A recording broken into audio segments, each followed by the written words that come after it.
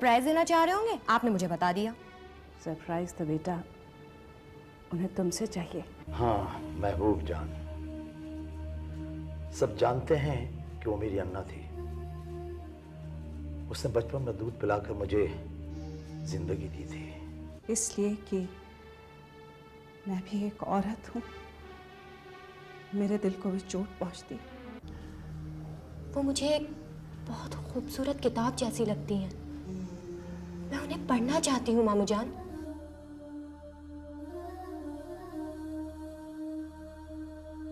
नहीं, तुम वो किताब नहीं पढ़ोगी, नहीं पढ़ोगी। क्या लग गया अज्जू भैया? किचन में जबरदस्त 3 चूहेदार लाल टपका देने वाले लगा दिए हैं मैंने। अरे लग गए चूहेदान मोटी चूहिया के, अरे लग गए चूहेदान मोटी चूहिया के, अरे लग गए चूहेदान मोटी चूहिया के। 23, 24, 25। अज्जू भैया ये तो 29 थी, सिर्फ 25 रह गई हैं। यानी 4 गई पेट में। ये अंगूर 242 थे, 230 बचे हैं, 12 गायब। लेकिन अज्जू भैया पेस्ट्रियां तो 4 ही हैं। लगता है चुहिया को पेस्ट्री पसंद नहीं है। मुझे कुछ गड़बड़ लगती है। तुम जरा अपना स्केल तो लेकर आओ। वो क्यों? अरे एक पेस्ट्री पर मुझे शक हो रहा है, मैं नापूंगा। जाओ। अभी लाती हूँ। ये लो अज्जू भैया। बैठ जाओ। ये ठीक है, ये भी ठीक है, ये भी ठीक है, और ये ले गई, ले गई। क्या ले गई? 5 सेंटीमीटर का टुकड़ा कुतर कर ले गई चूहिया। अल्लाह। हाँ, इसीलिए तो नाप कर रखी थी पेस्ट्रियां मैंने। अज्जू भैया ये औरत तो बड़ा आतंक मचाए है। गलत? मुझे तो लगता है कि सारे आतंकवादी इसी के पेट से पैदा हुए हैं। मगर अज्जू भैया इस पर चोरी का इल्जाम साबित भी हो गया तो ये नौकरी छोड़कर चली जाएगी। फिर मुझे रोटियां बेलनी पड़ेंगी और हंडियां भुननी पड़ेंगी। अज्जू भैया कुछ सोचो ना कि सांप भी मर जाए और लाठी भी ना टूटे। अरे मेरी प्यारी बहना, जमाना बहुत बदल गया है। क्या मतलब? मतलब ये कि अब लाठी तो टूट जाती है मगर सांप नहीं मरता है। लेकिन अज्जू भैया कुछ तो सोचो। वो हुमैरा भी चली गई, मैं उसे बुला के लाती हूँ, वो सोचेगी। अरे बैठो तुम यहाँ, क्या सोचेगी? सोचना आता है क्या? देखो, ये चोरी भी एक तरह की बीमारी होती है। होम्योपैथी में इस आदत को छुड़ाने की एक दवा है। वो दवा इस चूहिया को खिलाकर देखते हैं, ठीक है ना? क्या पता क्या क्या चुरा रही होगी। अरे ये तो उसके बिल की तलाशी लेने पर पता लगेगा, पर वो हम बाद में करेंगे। तुम तो जाओ चूहिया को बुला कर लाओ ताकि बीमारी के सिम्टम तलाश सकें। अच्छा ठीक है, मैं अभी बुला कर लाती जल्दी हूँ। आओ। बुआ, ओ बुआ। भैया चुहिया आ गई है, अरे। होशियार।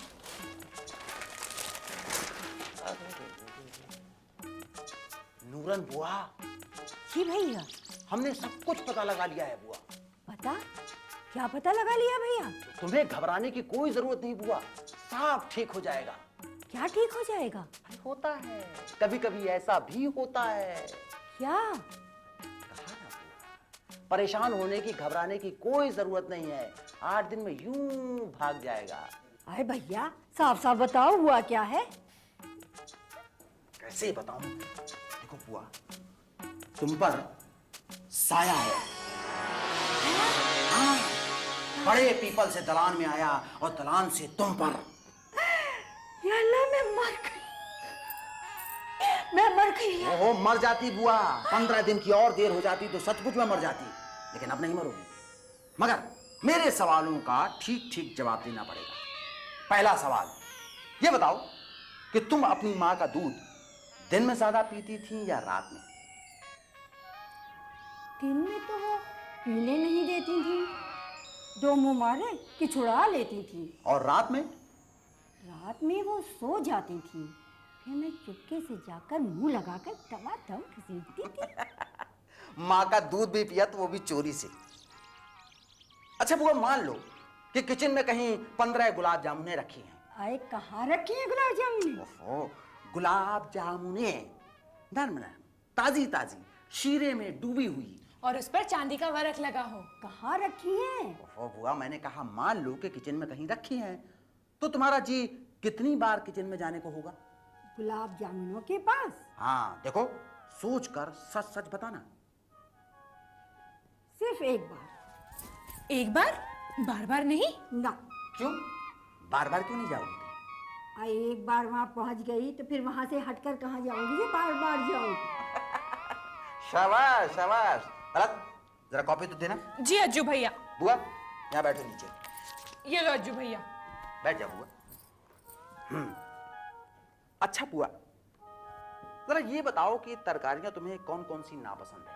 बैगन बिल्कुल नापसंद है। बैगन और लौकी।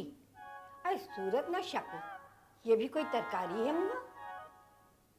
लौकी और टिंडा। टिंडा, बस? बस। अच्छा, क्या बैगन सबसे ज्यादा नापसंद है? बहुत बहुत नापसंद है। जिस दिन पकाना पड़ता है ना, तो जितनी देर किचन में रहती हूँ नाक पर दुपट्टा धरे रहती हूँ। बुआ क्यों? अरे मत पूछ बेटी, मन मचलाता रहता है, लगता है अब उल्टी आई अब उल्टी आई।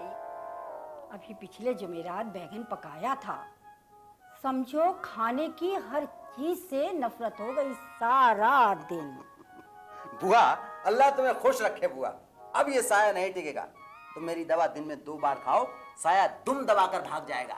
अरे भैया, साय की भी कोई दुम होती है क्या? हाँ बुआ, लंगूरी बंदर होता है ना, उसके जैसी होती है। मगर भैया, आखिर साया मेरे पर क्यों आया? बुआ, बात ये है कि साये को खूबसूरत औरतें ही पसंद आती हैं। चलो हटो, दुनिया में और भी तो खूबसूरत औरतें हैं। चलो, तुमने इतना तो माना कि तुम्हारा शुमार भी खूबसूरत औरतों में है। अच्छा बुआ, तुम जाओ, जाकर अपना काम देखो। हम दवा तुम्हें किचन में ही दे जाएंगे। एक मैं ही खूबसूरत औरत मिली थी जन्म जले साय को। हाँ देखो तो। अज्जू भैया, ये साया कहाँ से आया? ए साये की बच्ची, तू जाकर दवा का बक्सा लेकर आ। अच्छा, अभी लाती हूँ।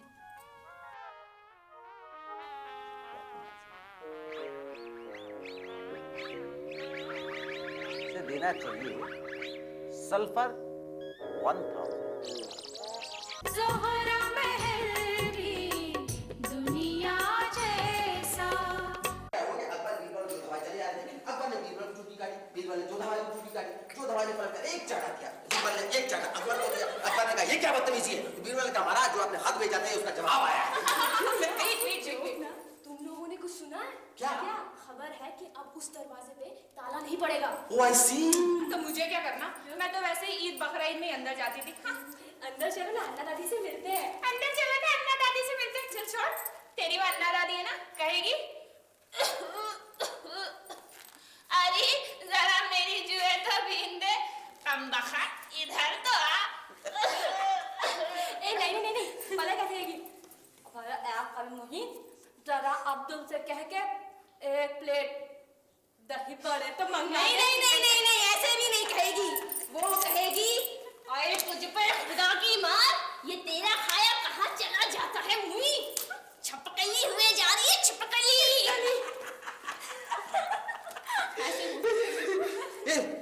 लेकिन एक बात मेरे समझ में आज तक नहीं आई। कौन सी? ये बड़े चाचा जान ने आधा किलो का ताला आखिर लटकाया ही क्यों था?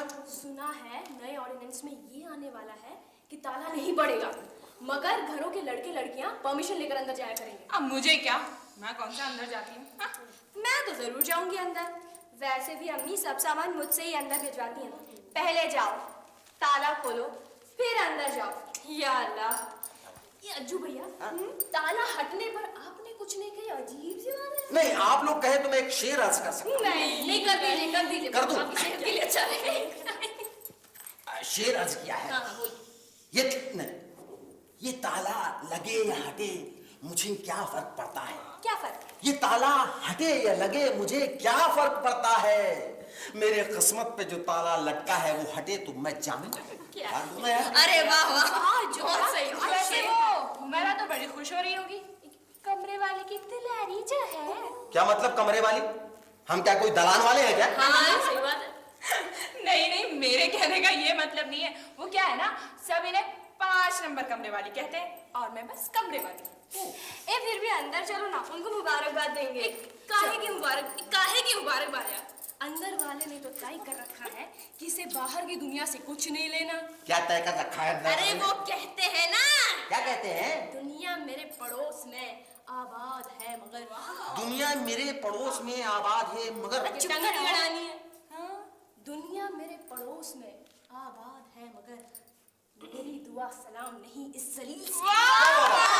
क्या शेर है, क्या शेर है? क्या है, खाली शेर थोड़ी ना, देखो बब्बर शेर का। बब्बर शेर है। आप मुझे ये ताना क्यों देते हैं? अभी पिछले दिन भी आप यही कह रहे थे कि मुझ पर शौहर की भी कोई जिम्मेदारी नहीं। मुझे बहुत अफसोस है रोशन, बहुत अफसोस है कि मैंने ये बात गलत लफ्जों के साथ कही थी। यकीन जानो ऐसी कोई बात नहीं थी। ये मेरा कसूर है कि मेरा शौहर मेरे पास नहीं है? यही मैं कहना चाहता हूं, यही मैं कहना चाहता हूं कि जो कुछ हो रहा होता है वो होता है, अच्छा ना होते हुए भी होता है, हमारी किसी की गलती की वजह से भी नहीं होता है। लेकिन जब महबूब जान को लेकर सारी उंगलियां मेरी तरफ उठ रही होती हैं तो ऐसा महसूस होता है कि सारी ज्यादतियों के जिम्मेदार सिर्फ मैं ही हूं। मैं ये देखकर मुझे बड़ा दुख होता है, खासकर जब यही बात मेरी बीवी कहती है तो मैं बर्दाश्त नहीं कर पाता। लेकिन तुम इतना नहीं जानती हो जितना कि मेरी बीवी जानती है कि मैं कितना कसूरवार हूं। हाय अल्लाह, मैंने कब किसी को कसूरवार ठहराया? वो आमना भाभी ने मुल्लानी बीबी की बात कही, जहांगीर भाई ने कहा कि देखरेख में कमी हो रही है, खुद मेरे दिल ने कहा कि जो कुछ भी हो रहा है ठीक नहीं हो रहा है, सो आपसे जिक्र कर दिया। अब आप ही बताइए कि मैं आपसे न कहूं तो फिर किससे कहूं? कौन सी मुल्लानी, कैसी मुल्लानी? क्या वो नेकियों की ठेकेदार है? क्या नाउजुबिल्लाह उस पर कोई वही उतर रही है? रोशन, सबको अपने दुखों का बोझ अपनी पीठ पर ही ढोना पड़ता है। अपने शौहर के अमल से जो तुम दुख उठा रही हो उसे कौन बांट रहा है तुमसे? कौन बांट रहा तुमसे? बेजा दखल के लिए माफी चाहता हूं वजाहत भाई। ओह मुबारक खान, आइए आइए, तशरीफ रखिए। कुछ दुख ऐसे होते हैं कि हम बांटें या न बांटें, वो हमारे करीब के लोगों में उड़कर लगने वाली बीमारी की तरह खुद ही बढ़ जाते हैं। मेरा दुख कुछ न कुछ रोशन को बांटना ही पड़ रहा है। रोशन का दुख आपको भी कुछ न कुछ उदास कर ही देता है। शायद दुखों की भी जात पात होती हो, नस्लें होती हों, यानी कुछ खास नस्ल के दुख हम बांटें या न बांटें दूसरों में बढ़ जाते हैं। अगर मैं ये कहूं कि तुमने मेरा दुख बांटा नहीं बल्कि बढ़ाया है तो? जो मुझसे जुड़ेगा, अगर वो इंसान है तो मेरे दुखों से भी जुड़ेगा। ये आप क्यों भूल जाते हैं कि एक दिन मैंने आपका सुख भी बढ़ाया था, उस वक्त जब आपकी बहन से शादी की थी। जो ये हिसाब किताब रखने में कमजोर होते हैं वजाहत भाई, उनसे अक्सर ज्यादतियां हुआ करती हैं। मुबारक मियां, तुम्हें क्या मालूम या क्या बात हो रही थी? वरना तुम्हारा पठानी खून भड़क उठता।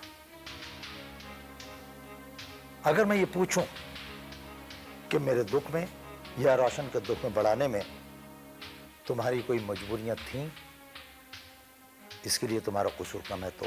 तब मैं ये कहूंगा वजाहत भाई कि मैं अपनी मजबूरी तो जानता हूं लेकिन आपकी नहीं, और कमबख्त मजबूरियों की भी नस्लें होती है। अब इसमें कौन सी मजबूरी पठान नस्ल की है और सैयद नस्ल की मजबूरी किसकी है, ये बात हम नहीं समझ पा रहे हैं। लेकिन मुल्लानी बीबी चूंकि एक नेक बंदी है, हो सकता है उनकी नजर में आ गई हो। क्या बच्चों की सी बातें कर रहे हो तुम? क्या बच्चों की बातें कर रहे हो? नेकियां किसी के ठेकेदार होती हैं क्या? लगता है वजाहत भाई ये बहस बहुत लंबी हो जाएगी। आप मुझसे इल्म में भी बड़े हैं और तजुर्बे में भी। मैंने तो इतना ही समझा है जो मुझे कुदरत ने समझाया है, जमीन ने पढ़ाया है और मौसमों ने सिखाया है। खेती बाड़ी की सूखी मुरझाई नेकियों को ही जानता हूं जिन्हें नई तहजीब का पाला मार गया है। अच्छा वजाहत भाई,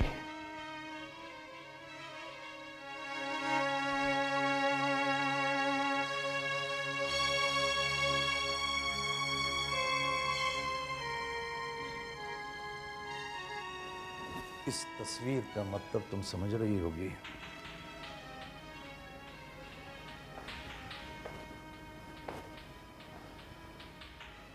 और ये भी महसूस कर रही होगी कि ये दीवार पे सजाने के लिए नहीं है। सिमसिम इसे देखकर बहुत खुश हुई है। उसने कुछ सवालात भी किए होंगे तुमसे। जी हाँ। रोशन, जी। कितना बदनसीब है ये तुम्हारा भाई, कितना बदनसीब है। क्या तुम्हें अपने भाई की बदनसीबी पर कभी रोना आया तुम्हें कभी इस भाई की बदनसीबी पर? बोलो भाईजान,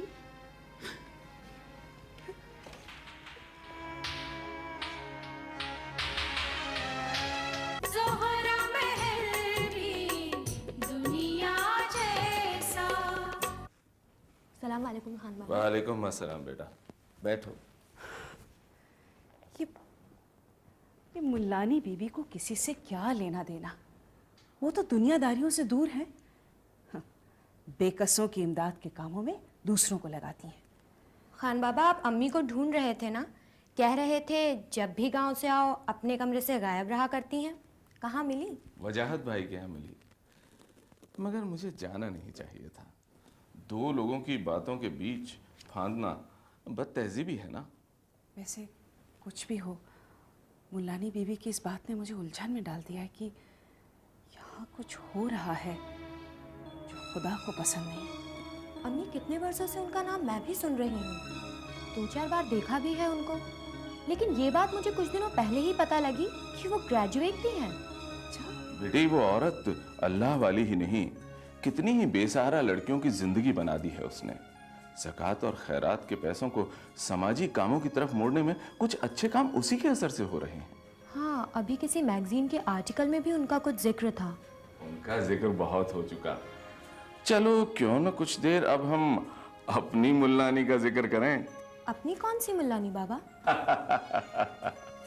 है एक गोरी सी, प्यारी सी, मुल्लानियों जैसी बड़ी बड़ी बातें करने वाली, अपने बाप से रूठी रहने वाली। इधर आ मेरे पास। अच्छा अम्मी। बाप घर आया और तू फिर बाहर जा रही है। बेटे, क्यों, कहाँ जा रही है? इधर आ बेटी। खान बाबा, मुझे प्रोफेसर वर्मा से मिलने जाना है। अच्छा, प्रोफेसर वर्मा से मिलने जाना है। अच्छा, जरा अपना बायां हाथ इधर कर।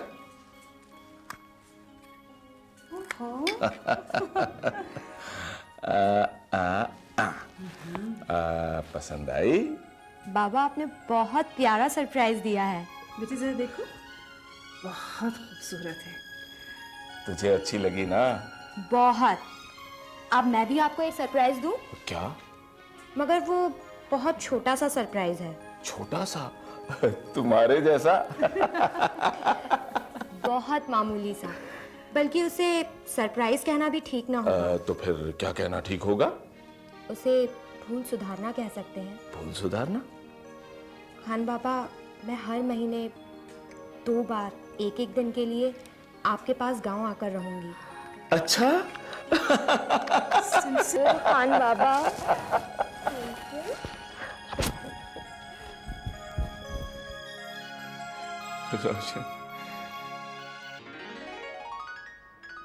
सिमसिम, तुमने औरत पर जो काम करने का इरादा किया है बेटी, वो मेरे लिए बड़ी खुशी की बात है।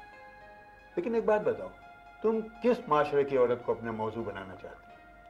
सर वो समाज या वो माशरा जो मेरा अपना है, जिसके सबसे ज्यादा करीब रहकर मैं जी रही हूँ। दैट्स वेरी गुड, ये तुमने बेटी बहुत अच्छा किया। इस तरह तुम अपने मौजू के साथ ज्यादा इंसाफ कर सकोगे और जाहिर है कि इसमें तुम्हारे काम में ईमानदारी भी ज्यादा होगी। कोई घर में बीमार है क्या सर? हाँ, कौन है सर? एक औरत जो मेरी बीवी थी। अब एक कहानी है। बेटी, एक कहानी बीमार है, मिलना चाहती हूँ? जी जी हाँ।